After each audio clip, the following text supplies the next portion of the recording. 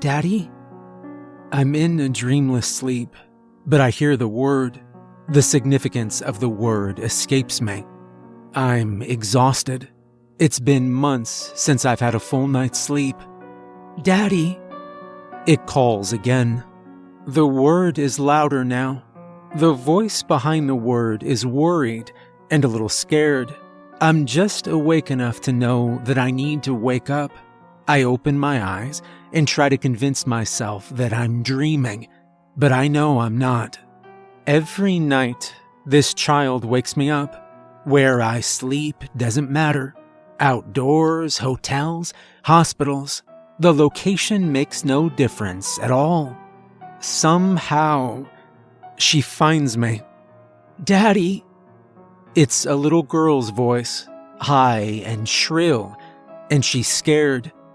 Just a second. I call back. The routine is the same every night, but it doesn't get easier. How could it? How could this ever be normal?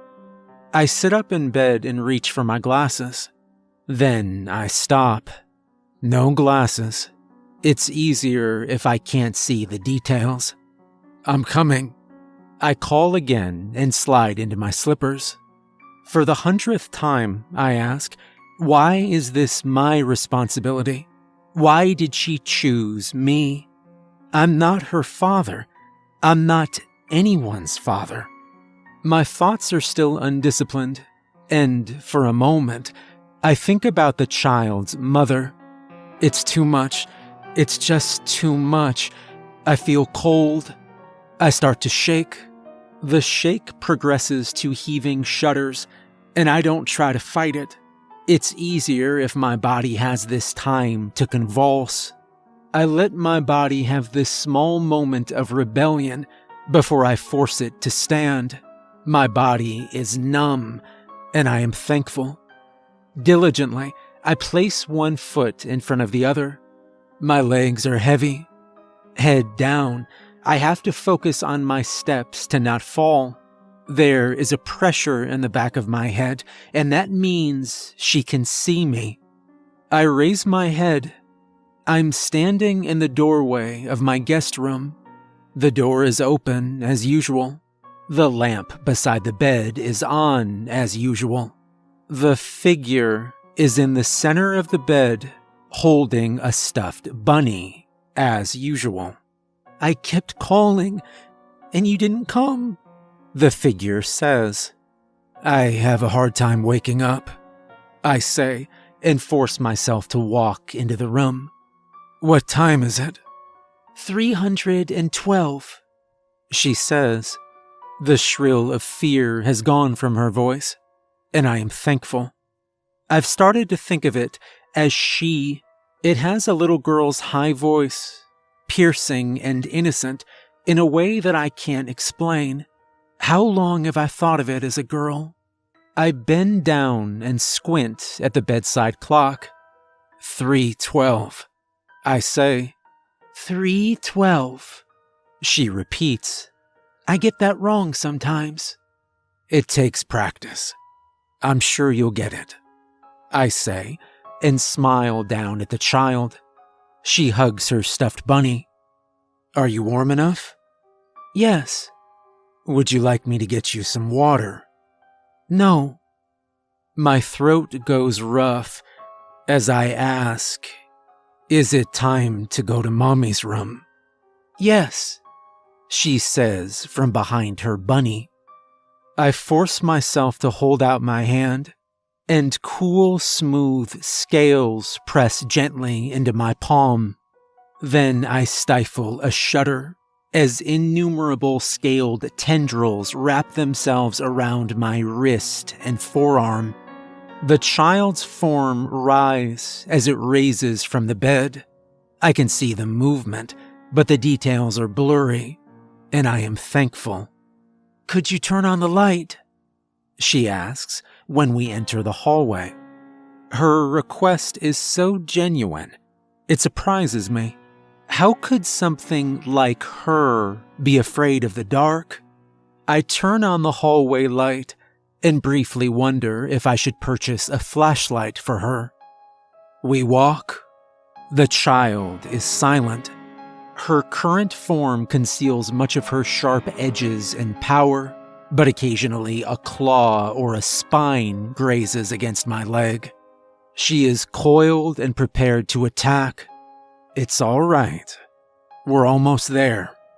I try to reassure her, but her grip still tightens on my arm. We find ourselves in the kitchen. The pull of gravity is less here, and I adjust my steps into a shuffle. We are close to Mommy's door. The door to Mommy's room is in a different location every night.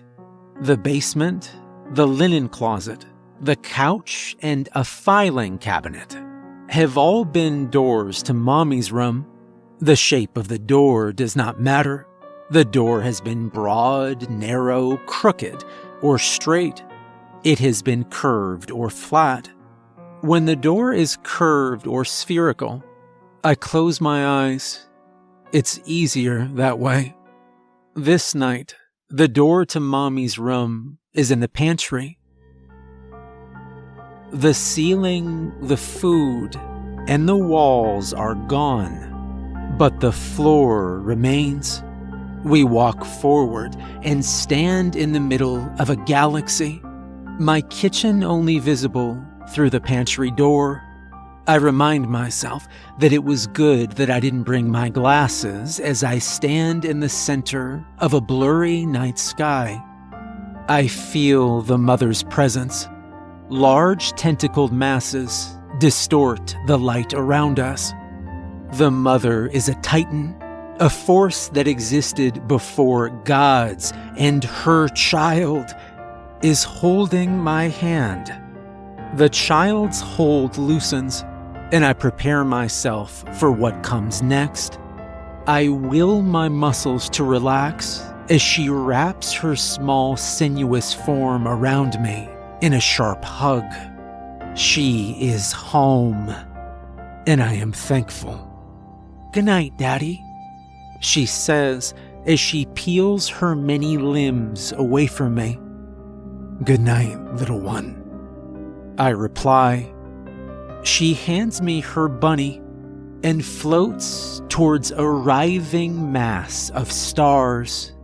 I stand watch until she joins her mother. The stars fade, and I am now in the pantry surrounded by spices and cleaning supplies. I feel gravity return. I step too quickly and stumble back into the kitchen. My legs shake, and I steady myself by grasping the counter. It's just too much. I scream until I'm out of breath. Then, I return to the guest room. I place the bunny on the bed and tuck it in.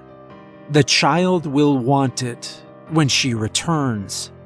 My responsibility is over for the night. Tomorrow, she will wake me. I will comfort her and turn the lights on and help her be brave. Then we will walk to Mommy's room, and she will leave me.